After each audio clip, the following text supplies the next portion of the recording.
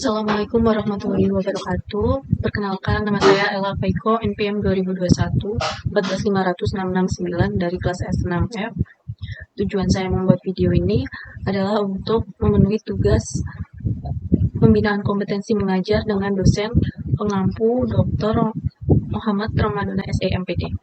Nah, di video ini adalah tentang jika seandainya saya menjadi guru, bagaimana caranya untuk menjadi pribadi guru yang disenangi, dan menjadi orang tua, guru, dan sahabat yang bisa dipercaya oleh para muridnya. Nah, mungkin ada beberapa cara untuk mencapai hal tersebut. Yang pertama yaitu bisa membangun hubungan yang baik dengan murid. Caranya pertama, kita mengenali murid secara personal terlebih dahulu. Bisa meluangkan waktu untuk memahami minat, kekuatan, dan kelemahan masing-masing dari murid ini. Nah, di sini saya bisa menunjukkan rasa peduli terhadap mereka nih sebagai individu dari mereka masing-masing secara personal. Terus yang kedua bisa pendekatan secara empati, yaitu dengan menunjukkan rasa empati dan pengertian kita terhadap masalah dan kesulitan yang dihadapi oleh murid-murid baik dalam kelas maupun di luar kelas. Nah, yang kedua yaitu menjadi teladan yang baik. Nah, menjadi teladan yang baik yaitu yang pertama bisa dengan berperilaku secara profesional. Nah, profesional ini kan diharapkan kita bisa menjaga sikap profesional dalam setiap interaksi, baik dengan murid, orang tua, maupun dengan rekan kerja. Yang kedua yaitu secara konsistensi. Nah, konsistensi di sini itu diterapkan dalam aturan dan kebijakan secara konsisten, sehingga murid merasa adil dan tahu apa nih yang menjadi harapan kita terhadap murid-murid tersebut. Yang ketiga yaitu bisa menciptakan lingkungan belajar yang positif. Nah, menciptakan lingkungan belajar yang positif itu bisa melalui yang pertama ada kelas yang inklusif. Inklusif di sini itu dimaksud dengan membuat suasana kelas yang aman dan inklusif, di mana semua murid merasa dihargai dan didukung, nyaman. Kedua, yaitu pembelajaran secara aktif. Nah, pembelajaran aktif ini digunakan dengan metode pengajaran yang interaktif dan menarik untuk memotivasi murid dan membuat mereka aktif dalam proses belajarnya. Nah, cara yang selanjutnya yaitu kita bisa mengembangkan keterampilan komunikasi kita nih. Yang pertama bisa melalui komunikasi terbuka. Nah, komunikasi terbuka itu bisa didorong dengan dialog yang terbuka dan jujur antara kita sebagai guru dan para siswanya. Yang dimaksud dengan komunikasi terbuka juga kita bisa memberikan ruang nih bagi mereka, para siswa, untuk mengungkapkan pendapat dan perasaan mereka secara jujur dan terbuka terhadap kita ya. Terus selanjutnya ada feedback yang konstruktif. Nah, feedback yang konstruktif itu kita berikan umpan balik juga nih yang membangun dan bermanfaat bagi siswanya, serta mendorong murid untuk bisa terus belajar dan berkembang. Jadi ada feedback antara guru dan siswanya.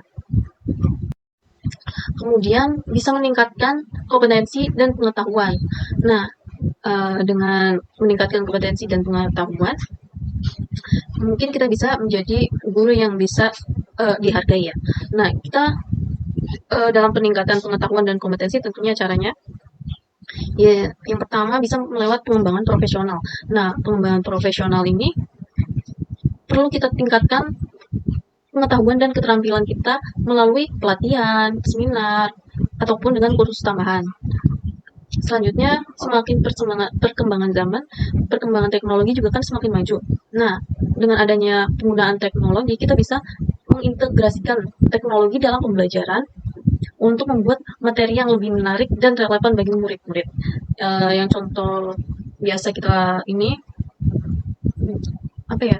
Oh, ini nih, PowerPoint, Excel. Ya, kita bisa itu lewat itu. Yaitu kita bisa menjadi pendengar yang baik nih bagi para siswanya. Karena menjadi pendengar yang baik juga tentunya kita bisa respect terhadap pendapat murid. Nah, pendapat murid ini didengarkan dengan secara sungguh-sungguh apa yang murid katakan dan hargai pendapat dari mereka. Kemudian sediakan waktu ataupun luangkan waktu di luar jam mata pelajaran untuk mendengarkan masalah atau pertanyaan murid yang mungkin tidak bisa diungkapkan di kelas. Kadang kan ada yang malu atau gimana. Mungkin kalau secara berdua tatap muka itu bisa lebih terbuka siswanya. Yang selanjutnya yaitu bisa mendorong kemandirian dan tanggung jawab. Nah, mendorong kemandirian dan tanggung jawab di sini kita sebagai seorang guru yaitu yang pertama bisa melakukan pembelajaran secara mandiri, yaitu dengan mendorong murid untuk belajar mandiri dan bertanggung jawab atas proses belajar mereka sendiri. Kemudian ada pemberdayaan murid. Nah, di sini pemberdayaan murid itu yang dimaksudkan adalah beri mereka nih para siswa tanggung jawab kecil di kelas untuk meningkatkan rasa percaya diri mereka dan kemandiriannya. Cara yang selanjutnya yaitu dengan menjaga integritas dan kejujuran. Nah, kejujuran yang dimaksud di sini adalah kita bisa menjadi contoh nih dalam hal integritas dan kejujuran. Murid akan menghargai dan mencontohkan sikap ini dalam kehidupan mereka. Maksudnya ya yang dimaksud adalah tingkah laku kita ya. Jadi kita seorang guru juga harus bisa menjaga perilaku kita baik di dalam area sekolah maupun diusahakan juga di luar sekolah juga tetap sama. Nah, terus di sini ada keterbukaan. Nah, keterbukaan di sini itu adalah jangan takut nih untuk mengakui kesalahan kita sendiri. Karena dengan kita mengakui kesalahan kita sendiri, itu akan menunjukkan kepada para siswa kita ataupun murid bahwa kesalahan adalah bagian dari proses belajar.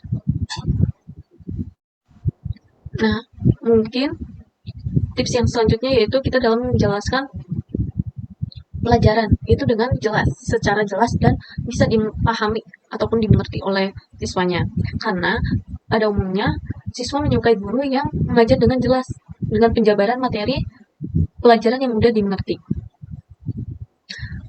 Agar menjadi guru yang disenangi murid di kelas, kita bisa menerapkan strategi pembelajaran yang menarik. Nah, yang membuat siswa merasa senang selama belajar, kita bisa menggunakan media pembelajaran yang untuk membantu siswa memvisualisasikan konsep yang abstrak, mengakomodasi siswa auditori dengan volume suara yang cukup lantang, ya di sini maksudnya. Dan guru pintar tentu memiliki strategi sendiri nih dalam kegiatan belajar mereka di kelas. Nah, tak hanya penyampaian nih, gak hanya penyampaiannya aja materi pembelajaran, tetapi ekspektasi, batasan, maupun aturan kita juga harus jelas dan mudah dimengerti oleh siswa.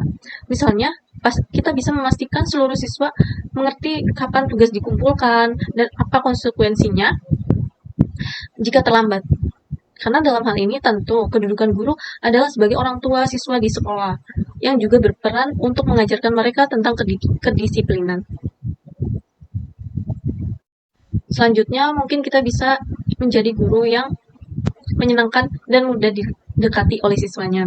Yang dimaksud di sini mudah didekati yaitu di samping berperan sebagai orang tua, guru, sahabat, siswa juga di sekolah, di balik peran seorang guru dalam menyampaikan materi pembelajaran, siswa sebenarnya sedang mempelajari bagaimana caranya belajar, memilih metode yang paling tepat untuk dirinya sendiri dalam belajar, hingga bisa nih mengembangkan kebiasaan ataupun pola tertentu yang kelak mungkin tanpa disadarinya dan diharapkan saat kuliah ataupun bekerja nanti. Nah, oleh karena itu, kita tidak bisa nih berpuas diri menjadi seorang guru yang baik dalam batasan menyampaikan materi pelajaran apa saja. Melainkan, kita punya peranan yang begitu signifikan ya. Signifikan di sini yaitu dalam membersamai siswa menjadi individu-individu yang sedang berproses dalam menjadi manusia dewasa seutuhnya.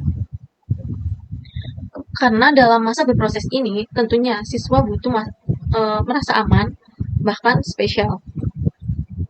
Adalah peran seorang guru untuk memenuhi kebutuhan ini. Di samping itu, kita nggak usah muluk-muluk nih. Kita hanya perlu menjadi seorang guru yang bersahabat dengan siswa-siswanya, menjadi sosok yang mudah didekati. Karena cara setiap guru tentu saja boleh berbeda ya. Tetapi pada umumnya, sahabat guru siswa itu adalah yang ramah, penyabar, humoris, bahkan berpembawaannya tuh santai. Yang selanjutnya yaitu uh, welas asih, tidak menghakimi ya. Karena boleh dikata selera humor yang baik adalah modal penting nih dalam menjadi guru yang menyenangkan. Tetapi tidak semua guru kan bisa disebut humoris. Ataupun pembawaan setiap guru itu kan tentu berbeda-beda, dan itu tentu saja kan hal yang lumrah ya. Tapi perlu ini, nggak usah berkecil hati bila merasa kurang humoris. Nah, ulasasi yang dimaksud di sini itu kita masih bisa menjadi seorang guru yang bersahabat nih dengan siswanya, hanya dengan tidak melabeli. Tidak melabeli, bahkan menghakimi mereka. Paling tidak kita tuh pernah berada di usia mereka, mengalami masa remaja seperti mereka, maka semestinya kita bisa berempati terhadap siswa-siswa kita. Bukankah dalam menyampaikan materi pelajaran di kelas kita perlu menyesuaikan dengan kemampuan para siswanya? Nah, tentu saja kita kan bisa menyesuaikan dengan frekuensi siswa saat menjadi tauladan di luar kelas kan. Nah, mungkin dengan menerapkan strategi-strategi ini, kita bisa nih menjadi seorang guru yang tidak hanya disegani, tetapi juga disenangi, serta mampu menjalankan peran sebagai seorang guru, orang tua, dan siswa bagi murid-murid kita semua. Terima kasih. Assalamualaikum warahmatullahi wabarakatuh.